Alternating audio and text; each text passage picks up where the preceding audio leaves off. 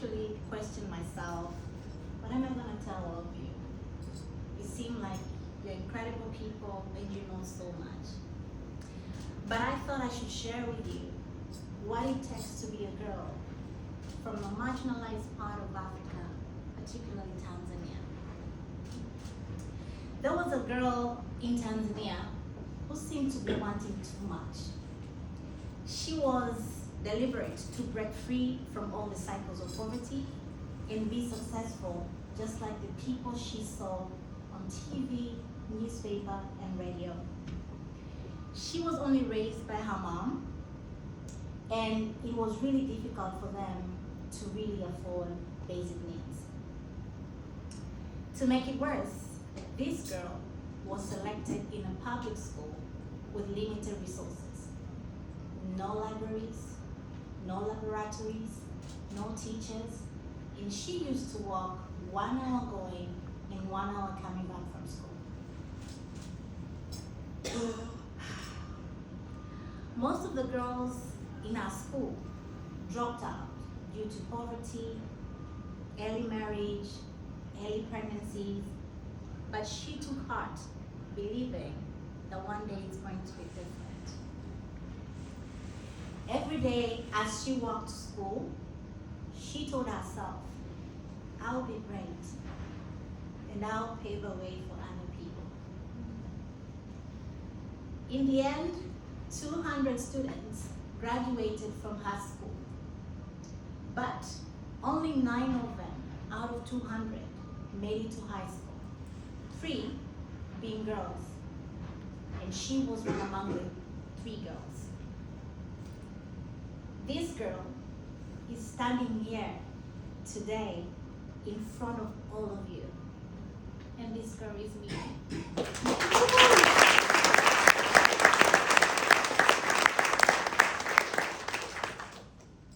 Unfortunately, that's the reality for majority of girls, women in Africa.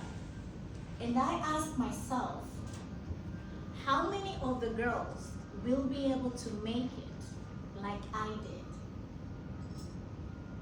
If it's only 3 out of 200, how many will they make it to stand in front of incredible people like you, to be seen and to be heard?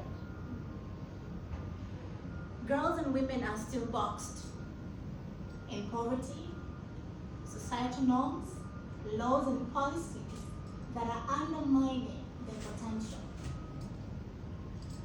Believe me, I am very happy to be here and to witness this dream becoming a reality.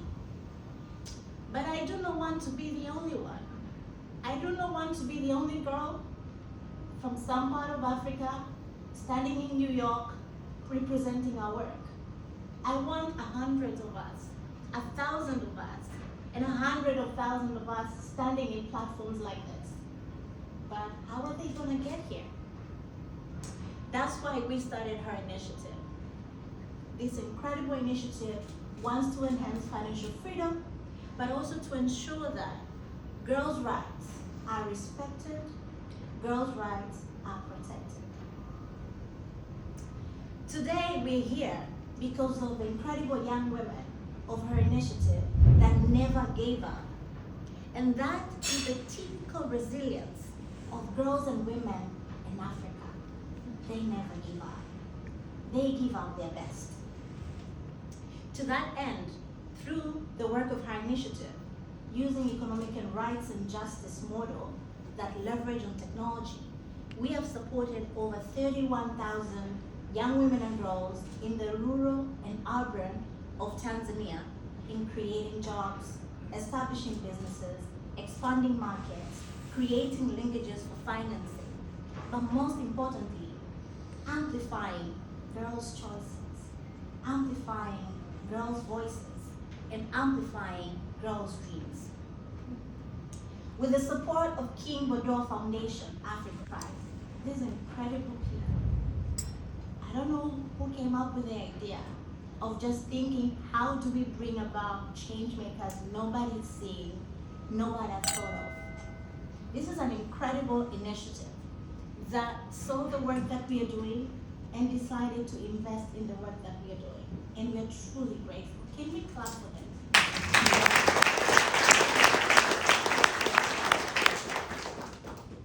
With their support, we plan to mobilize additional resources to impact over 136 young women in East Africa in the next 5 years with a budget of 6.8 million. That will mean it will only cost $50 to impact a girl in somewhere in Tanzania. I would be lying if I don't mention this, that is just a drop in an ocean. Because Tanzania has over 16 million people, and 70% of that is young people. I do not know about you. I do not know your background. But I do not want to see girls dropping out of school for the same reasons I experienced 16 years ago. Enough of young women and girls dying and tortured through sexual and physical violence because they are unable to afford food, shelter, or make a decent income. Above it all, I do not want to see other people deciding for girls, young women, and youth on matters that are important to them.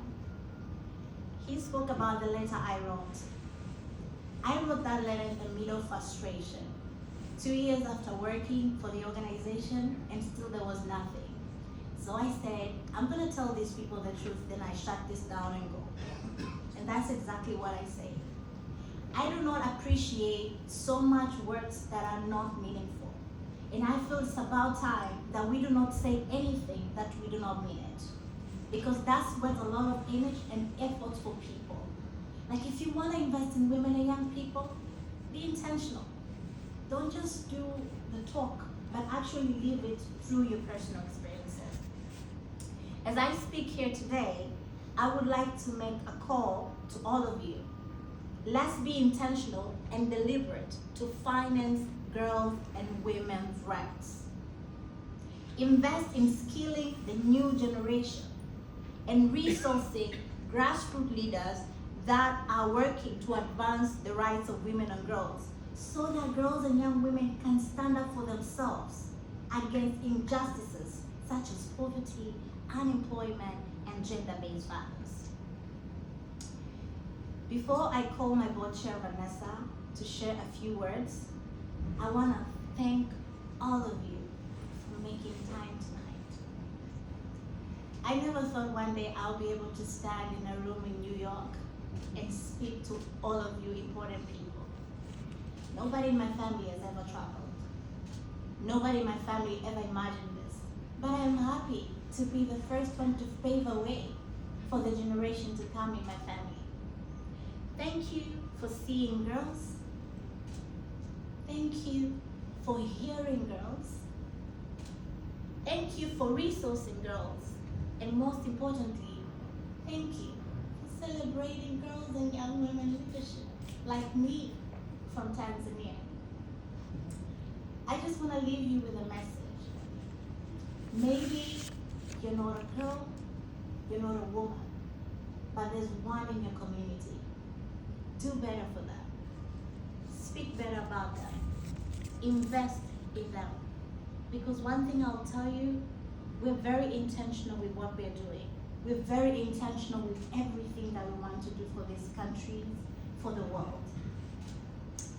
I usually like to leave people with a message, and this is very personal to me. I never thought I would be here one day speaking about my journey, and I never thought my journey could lead to where we are today. So what does this mean? It means dreams are valid. It means nobody should stop dreaming, because if you don't stop dreaming, you're dying. We need to spice up our dreams, and most importantly, girls' dreams. Girls should not be limited to dream, because the bigger the dream, the bigger the chance. Thank you.